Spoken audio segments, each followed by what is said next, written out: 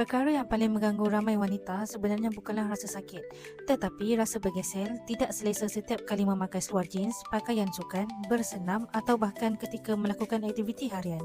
Ramai yang menganggap ia hanyalah perubahan biasa selepas bersalin, lalu memilih untuk menangguhkannya selama bertahun-tahun. Namun sebenarnya, bagi sesetengah wanita, puncanya adalah kerana labian manora yang terlalu panjang atau membesar. Apabila tisu ini membesar secara berlebihan, penjagaan kebersihan harian boleh menjadi lebih sukar, kawasan intim lebih mudah lembab, menyebabkan rasa tidak selesa dan menjejaskan kualiti hidup. Bagi kes yang sesuai, selepas pemeriksaan oleh doktor, labiaplasti membantu membuang tisu berlebihan, menjadikan kawasan intim lebih kemas, mengurangkan rasa bergesel dan memudahkan penjagaan kebersihan.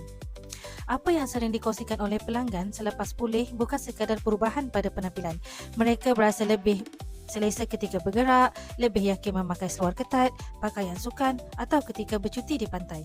Yang lebih penting, mereka tidak berasa malu atau kurang yakin ketika bersama pasangan. Itulah yang sebenarnya diharapkan oleh ramai wanita, bukan untuk menjadi orang lain tetapi untuk mendapatkan kembali keselesaan dan keyakinan diri yang pernah mereka miliki. Ini merupakan satu prosedur kecil yang mengambil masa sekitar 30 minit.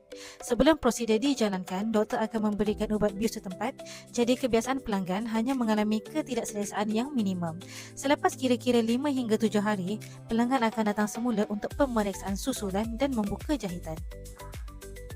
Perkara yang paling penting ialah bukan semua wanita memerlukan labiaplasti. Doktor akan melakukan pemeriksaan terlebih dahulu untuk mengenal pasti punca sebenar sebelum mencadangkan rawatan yang paling sesuai mengikut keadaan setiap individu. Jika anda mengalami keadaan seperti yang doktor kongsikan atau masih belum pasti apakah punca sebenar masalah anda, hantarkan mesej kepada Dela Estetik. Doktor akan memberikan konsultasi secara peribadi, menilai keadaan anda dan semua maklumat anda akan dirahsiakan sepenuhnya.